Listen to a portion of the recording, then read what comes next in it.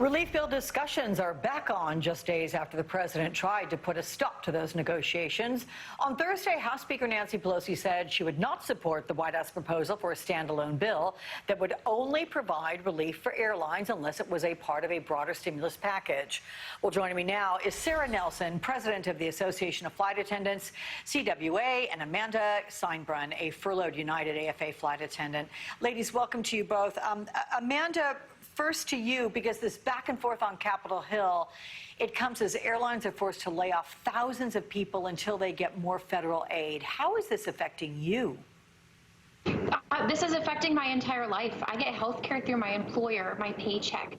I am now on day 10 where I don't know if I'm going to have health care soon.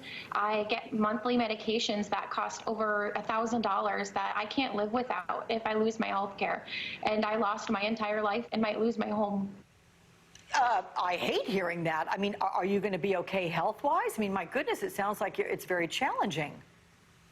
Unfortunately, I'm going to have to decide between paying, $700 of COBRA coverage or public-funded health care that's extremely hard to get nowadays, or paying out-of-pocket medications that if I don't take them, I can't get another job and I can't work. Wow. Sara, what do you think when you hear something like that? And also the airline bill proposal. Was that a good idea? Well, Amanda is one of many people that I represent, and she is the reason that we cannot stop fighting and we cannot stop demanding that Congress take action. So the proposal for the airlines was something that we put in place in March, and we demanded that our employers come to us and work with us. And it's the first workers first package. So what it requires is that 70% of the payroll is covered. In return, the airlines must keep everyone in their jobs, connected to their health care, and continue service to all of our communities.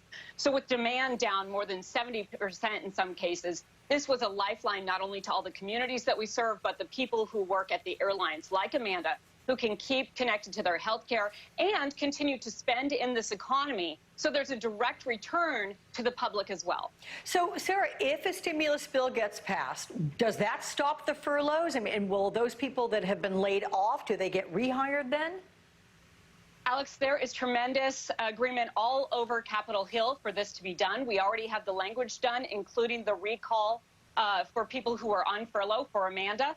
And so that could be done. But the longer this goes on, the harder that becomes able to do, because people lose their qualifications. It's harder to get them back to work. It's harder to restore that service to the communities. And we now are adding to the unemployment lines, which are quickly turning into the bread lines. You know, President Trump kneecapped his own negotiator this week when he called off negotiations. And then what he did was he pulled a real smooth divide and conquer move by singling us out and making us to be special. It's a little bit like watching Norma Ray and watching the boss make her a supervisor because she's the strong union leader who's going to bring the union and help for everyone.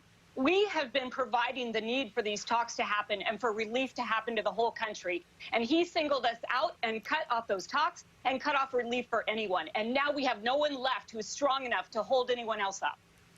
Before you were furloughed, Amanda, I mean, how had flights changed since the pandemic began? Were people still flying, or did you have a lot of empty seats on the planes? And what are you hearing about any return of passengers? Are your colleagues, those that are still flying, are they saying that the flights are filling up? Well, they've been trying to fill up as much as possible at the beginning. You know, we were completely empty. We have shut down over, 80% of flights as of a couple months ago, and we've just now gotten a little bit back.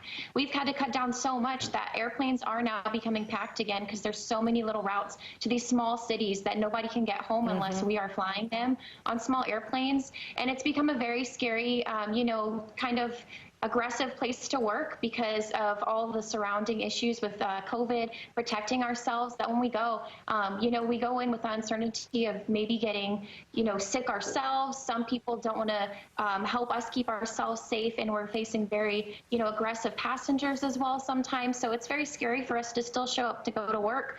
And we need to, take all these medical supplies to small towns, medications through the Postal Service. So we can't stop going to work. That's just not an option for us.